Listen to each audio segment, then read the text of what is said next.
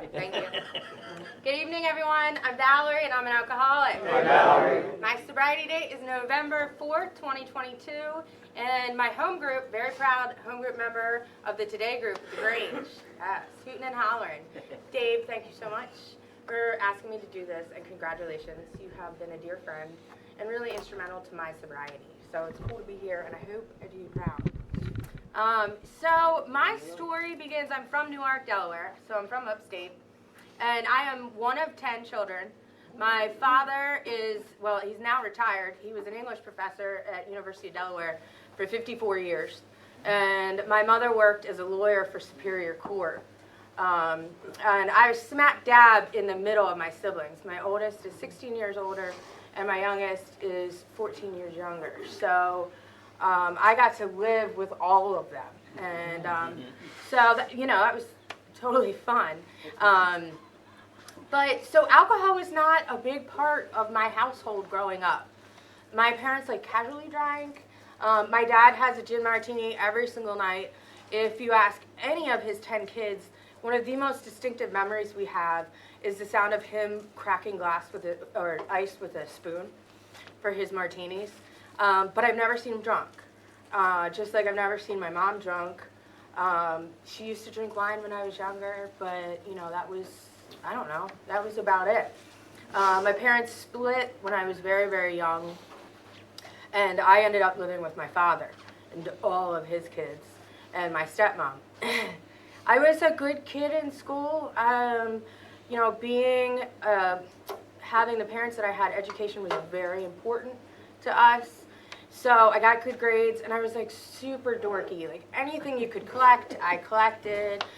Super big into sports because of my older sister. Big fisherman because of my older sister. She was there for me a lot when my mom wasn't when I was young. I remember early on, my older siblings took me to a couple Eagles-Steelers games, and one year they got busted drinking beer because they were all underage.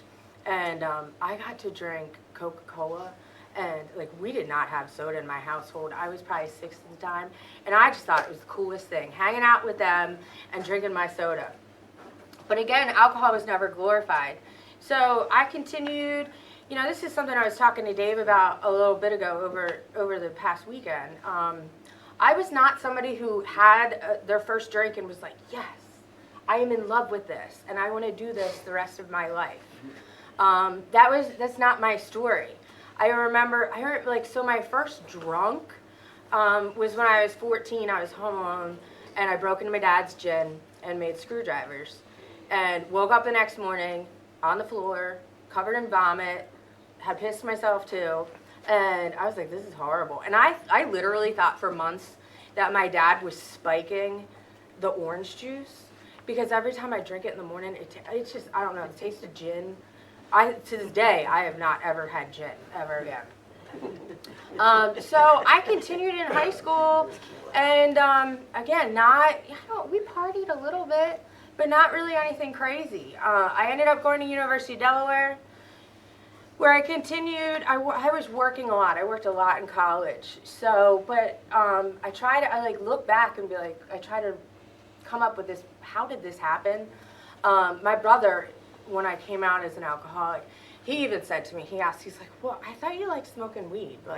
Where did this alcohol thing come from?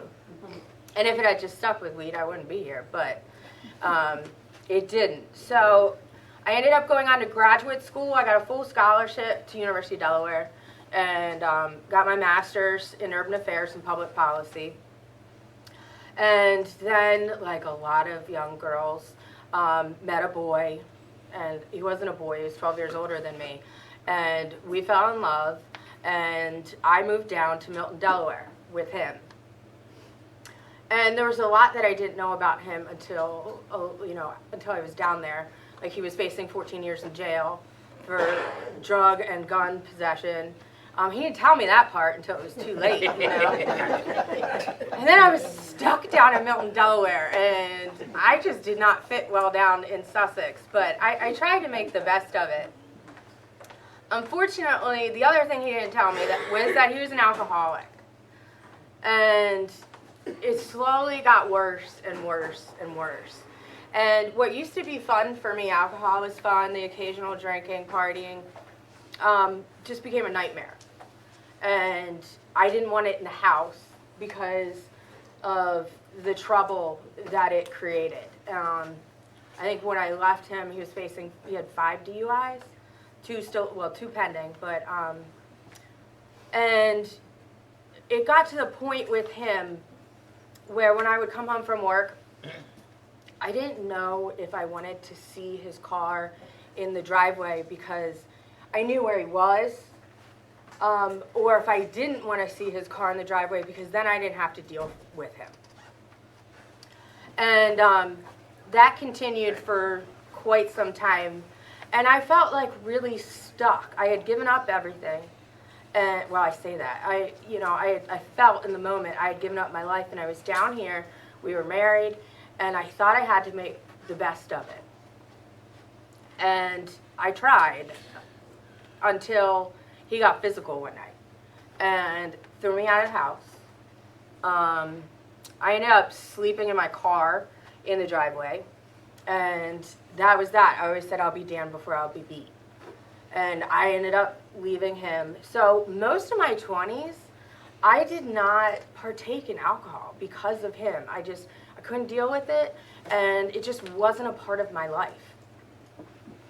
It took some time. I lived with my mom for a little bit, and again, still not drinking, and then moved to Dover because I was working in Milford. So I needed to stay close enough to work, but I had to get as far away from him as possible. Now, because of the way he was and the nature of our relationship, I pretty much did not leave the house for that first year of me living in Dover. I was beyond petrified of him, of what he would do. He was a stalker. He was just crazy like that, and I just couldn't trust him. And fear just took over my life. I had always been naturally afraid when I was a little kid, but now this man had me living in complete terror. And it took me a little bit to kind of break out of my shell. I didn't know anyone in Dover. So I was trying to make friends, ended up getting back involved in theater. I'd grown up as a young kid in theater, and I thought, what the heck, let's get back into it. And it was great for me at the time because I got to meet people, I got to do stuff. One of the things we did was go to the bar after rehearsals. And, I wanted to be like the cool kid, even though I wasn't a kid. I was 30. So I drank like doubles of Crown Royal. That was my drink, screw a beer. And I sure as heck wasn't drinking no pink or purple thing. Right, you can't see that here. But still, at this time, everything was just like a social drinking for me. And it slowly escalated to, I was slowly drinking more and more. And that wasn't good. And then I was down at Park Place in Milford. I don't know if anybody's been there. And I'm sitting at the bar, and I just paid my tab. I would get off work, go have a double, sometimes maybe 2, and then I would go home afterwards. And so I paid my tab. And this girl comes up, and she sits down next to me at the bar. She slams her purse down, and she says to me, "What the hell, isn't there anything fun to do in this goddamn town?" And I just looked at her, because we were in Milford. No, there's nothing fun. This is it, man. We're at Park Place. This is the hot thing to do here. So anyway, that is when I met Jolene, and we ended up very quickly starting a relationship. She was not from here. She was from Binghamton. And if anybody knows anything about, there's not a lot of girls here. But girls usually end up living together very quickly. Mm-hmm. And we ended up living together very quickly. So she moved in with me. And she was a party girl. She had been in recovery. And I say had been. She was a recovering heroin addict. But she still drank and did a lot of drugs, excluding heroin. But pretty much anything else was game. And I just fell in love, and it was everything that I needed and wanted at the time. She was so much fun. I mean, just ridiculous amount of fun. And she was the one who taught me about morning drinking. And like, I had never been a morning drinker, and I remember we were in Binghamton at her friend's house visiting, and she had me go to the corner gas station to get Four Locos. And I was like, okay, it's 9 o'clock in the morning, but like, whatever. We're on vacation, let's do it. And, you know, so that was, I kind of started to keep, I wanted to keep up with her and to keep up with this lifestyle. She was a bartender, which is, you know, always a heavy partying industry, if you're familiar with it. And, you know, we moved her friend, one of her best friends in, and then it just became like a full-on party house. It was like all night, every night. They were both working in the restaurant industry, and at the time I was working for a nonprofit affordable housing developer, still down in Milford, trying to hold it together, but starting to really suffer some of the consequences of my drinking. Like showing up late, and like the showing up late thing was really bad. And HR used to meet with me, and like in this roundabout way, they're like, well, is there something wrong that you need to talk about to us?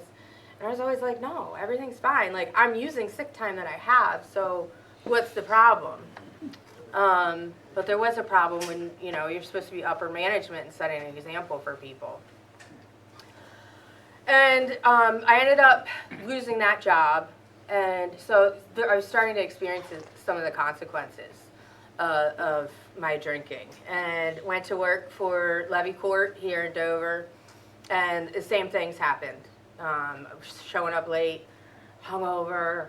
I was somebody who was sick a lot. I ended up losing that job too, and then just kind of fell apart. My life had become completely unmanageable, and I was somebody who at 9 o'clock in the morning was waiting outside the liquor store for them to open. I know some people are like, well, I'd go around to different liquor stores because I didn't want the guy to know. I did not care. Raj was my buddy. Raj let me run up and tab. Yeah, I mean, it was cool. And I'd yell at him if he was late. I'd be like, Raj, why are you so late, man? It's 5 after 9. Yeah. So anyway, drinking got out of control, and one night, then we moved to above a bar. We lived above the Golden Fleece, which is like not a good idea to move above a bar if you're an alcoholic. And she worked there, so if we ran out of alcohol, she would just run downstairs and get alcohol. Don't tell her boss that, okay? So it was always there, and if it wasn't there, I was always thinking about it. And one day we were watching TV. At this point, I wasn't doing a lot of working. I was picking up side jobs, doing carpentry, painting, landscaping, that kind of thing. But like very minimal, because I had a hard time getting through the day without being sloshed. And I know this is gonna sound really corny and cheesy, but I was watching the reality show, The Jersey Shore. Okay. So there's this one guy on it, Mike the Situation. And throughout the years, he was a total jerk. And now he's sober. I don't know if anybody knows this. And it was the current season that was on, and they were talking about him being sober. And all of his friends are talking to him about it. And I don't know, it was just this really cool moment how they were supporting him, and he was, you know, really open about his sobriety and what it was like. And I had what the big book describes as this now moment. Like, say something now, Val. And I did. I told Jolene, I said, I want to get help. I have a drinking problem, which we all knew. So I tried to check myself into DBH. The only problem was DBH said I was too drunk. And I was like, because Jolene went to the liquor, she was so proud of me after I said this. My reward was she went to the liquor store and bought me shots. I know, not okay, the insanity of it, right? And so DBH was like, okay, we don't want you here yet, you gotta come back later. So I went back to my old apartment and started the detox there. And it was the next day. The guy who lives below me, his sister called, and his sister needed to talk to me, and so I talked to Mary, and Mary said Jolene's dead, and I was like, no, she's not. Like, what are you talking about? And so Dave drove me over to the Golden Fleece, to where she was. And I was asking Raj, the liquor store dude, like, what happened? Like, I'm hearing Jolene's dead. And he's like, yeah. She had overdosed on fentanyl and had passed away. And, you know, I did what, like, any sane alcoholic would do. I got so smashed. I drank like a pint there, and then just continued to I didn't know what to do. I did not know what to do. I was just completely lost in that moment. And we got back to my house, and I called my brother, my younger brother, who was 10 years sober, and I talked to Eric, and he said, well, what are you going to do? And I said, I don't know. Probably just go home and watch movies. And he said, no, you're not. You're coming to Jersey. And that's what I did. I drove, my neighbor Dave drove me up to his house. We drank the whole way there in the car. I got there, and apparently, I don't remember getting there. So that was my last drunk. My brother saved me that day, man, because I would have never gotten sober with the pain that I was going through of losing her. I mean, my only solution to life at that point was drinking, and now I had lost everything, you know. If he had not said those, now he remembers it very differently. Like, he said he was like crying on the phone to me. I remember him being like a pillar of strength and telling me, you're going to Jersey. So I ended up detoxing at his house for like a week, which was not fun. And then moved to Pennsylvania, to my father's house for a couple months, which also is like not where I expected to be. How old? I was 38, like back at home. Oh my goodness. That was embarrassing, but I was incredibly grateful to my father and my stepmom for taking me in. We didn't really know, like, am I going to go into inpatient? Like, what are we going to do with Val? Nobody really knew. And I wasn't at a point emotionally or mentally or physically to figure much out either. I mean, I was just like a walking ghost. But slowly, kind of one day at a time, I just kept staying sober. There was alcohol in the house, but I don't know, I stood firm on that. I'm not doing that to my dad. So we decided to get, after 2.5 months, to get me back home to Dover here. And so I had every intention of getting wasted as soon as I got back home. I mean, I had it planned out and everything. I made my neighbor, it was a Monday night, actually drive me to the liquor store where I bought 3 shots. And the plan was to take me to a meeting. And in my head, I know. In my head, I'm like, okay, so I'm not going to take these shots before the meeting. I'm going to wait until after the meeting because I don't want them to smell the alcohol on me. Well, I went to a gratitude meeting at the Grange, and they say AA will ruin your drinking career. And it did. I got out of that meeting, and all I could think was, okay, so what if I just do one of these? You know, like just one, I'll be okay. And then I'll have another one for tomorrow. And I'm like, Val, you know that's not going to happen. You're going to take one and then take them, like, So, I mean, I played it through. I didn't realize I was playing the tape through, but at the time, that's what I was doing. And I decided not to take those shots. And they stayed in my neighbor's car. I don't know, I felt some sense of security knowing they were out there in the car. But man, thank God I did not take those. So I kind of dived like full head into AA. I didn't really know what to expect. My sister was like, yeah, go ahead and do it. AA's awesome. You'll make so many friends. And I was like, whatever. I didn't think it would happen. I really didn't. And I also thought that, like, I didn't think I was better than you guys. I thought I was way worse. I was like, oh, these lightweights, man. Like, the things I did and the places I went. I got most of y'all beat. So I had a hard, like, that was shocking to me to come in and see so many, like, clean-cut people, like, with their collared shirts and nice cars. And I was like, okay. But I really dived into it. I did go to outpatient. I was in an intensive outpatient for 3 months. So I did what you guys told me, right? I got a home group. So, and I loved the Grange, and I still love the Grange. So they were my home group. And I got a sponsor.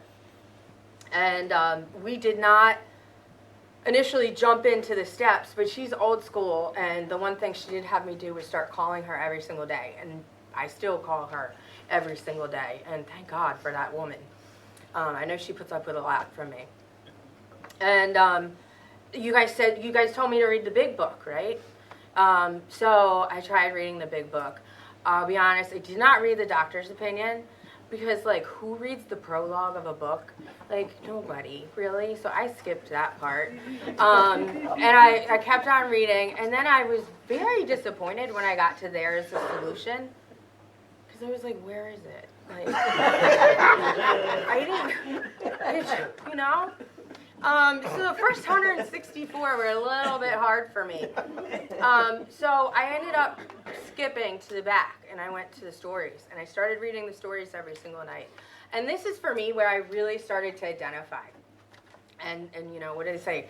Utilize and not analyze. And that's what I was doing in the beginning. But the stories really confirmed that this is I'm exactly where I need to be. The first time I read them, I skipped the middle section because, again, I was not a lightweight. So I was like, we're going to go right to the bad stuff, the bad guys at the end. I ended up reading the middle section, and I realized that every single one of those stories I could relate to. Did I drink like that? Did I think like that? Did I feel like that? Yes, yes, yes. And for me, those stories really saved my life.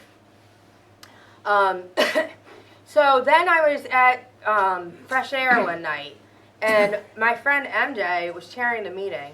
I was, like, in really good spirits. And the topic was on self-love.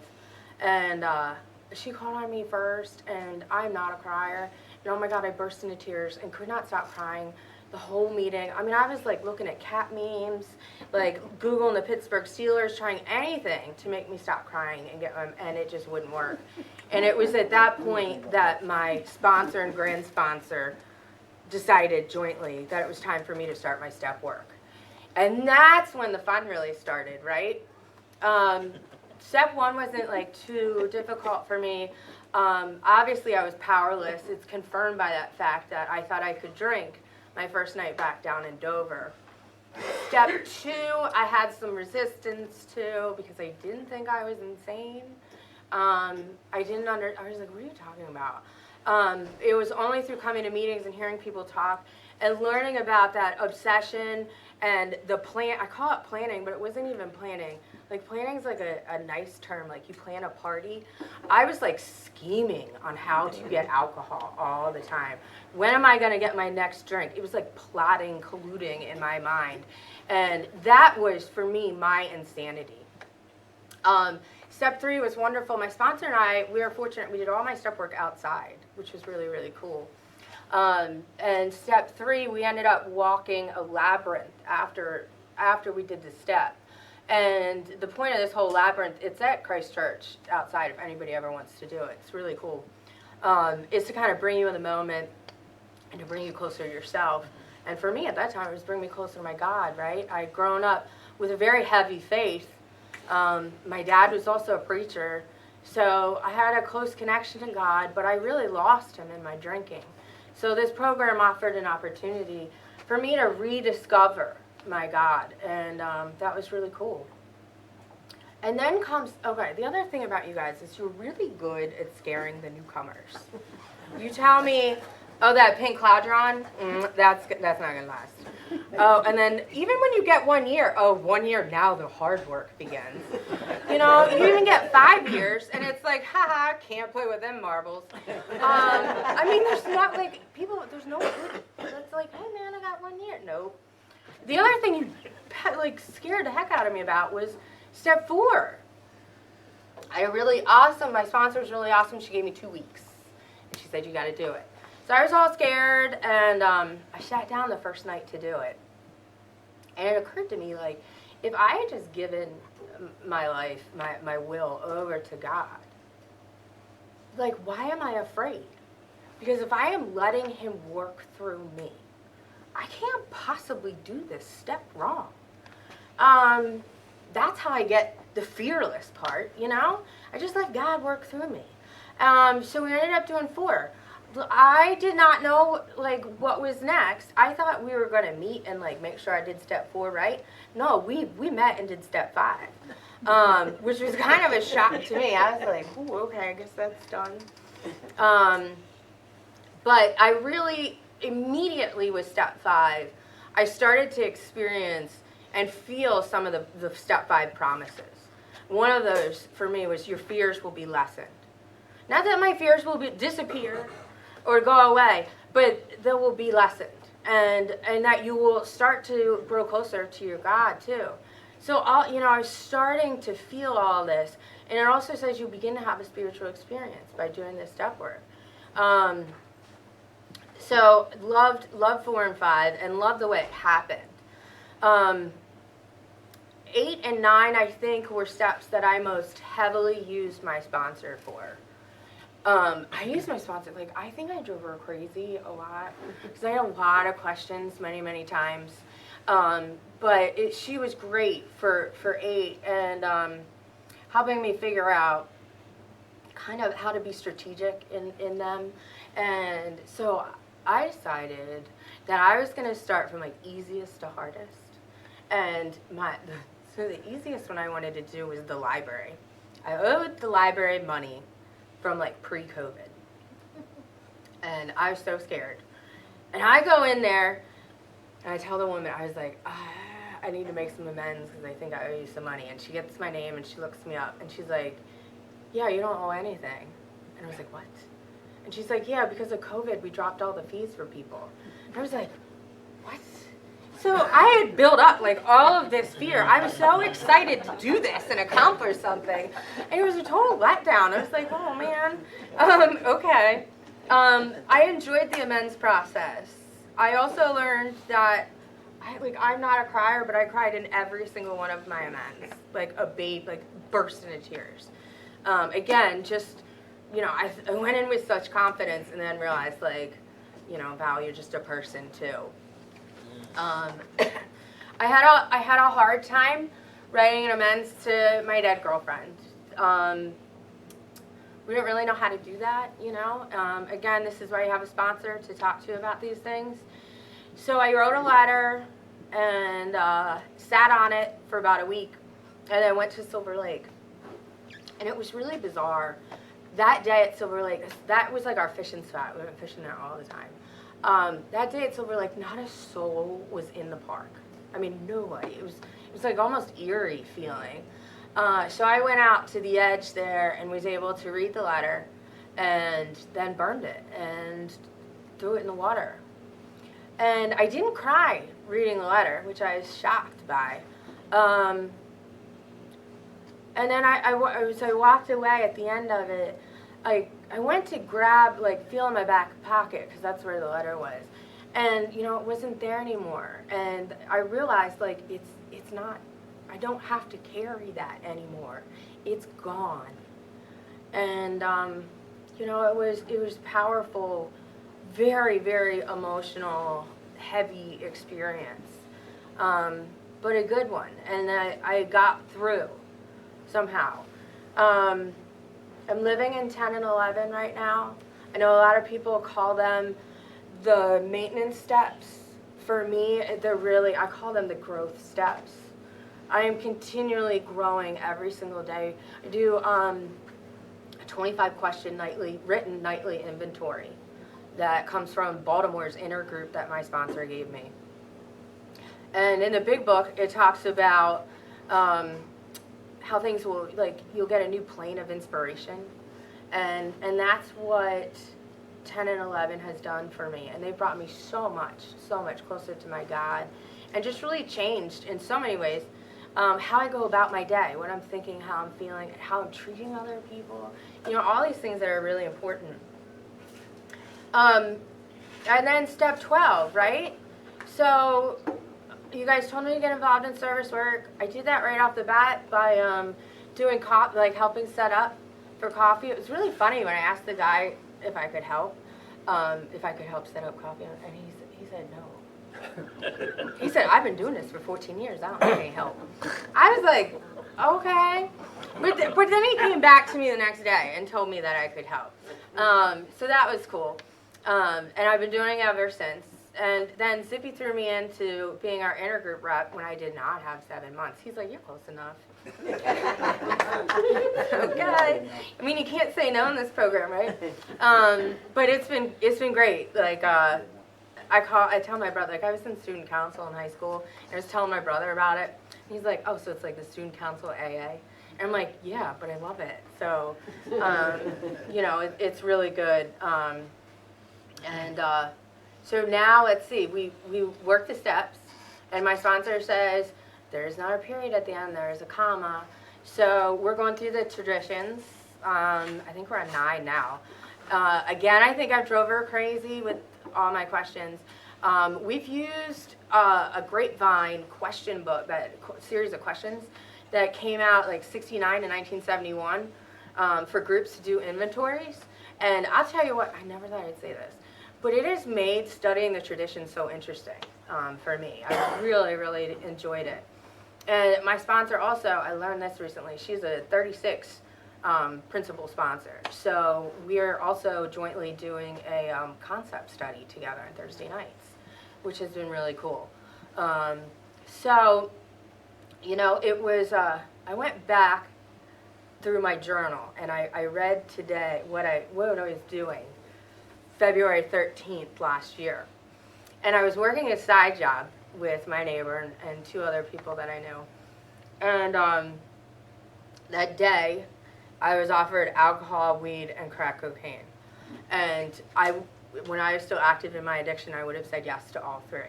And I wrote about how much of a test it was on my sobriety. And when I think about where I was last year, I didn't have any of you guys. And I didn't expect to have any of you guys. If you had told me this is where I would be today, you know, at the time, I had the same people who were putting me in the same places, you know, and they were all doing the same things. And this program gave me the opportunity to break that cycle and to kind of see a light and to start to feel excited about life again. And, you know, I haven't felt excited. I didn't feel excited about life for years. And it's only through working this program. When my grandmother gave me my Bible when I was young, she wrote in the back cover, she said the journey is its own reward. And I feel like this sobriety journey, man, it's been one heck of, you know, 15 and a half months. But if it's been this good so far, I can only wait to see what it's going to be like. And has it happened? Just one day at a time, guys. Thank you.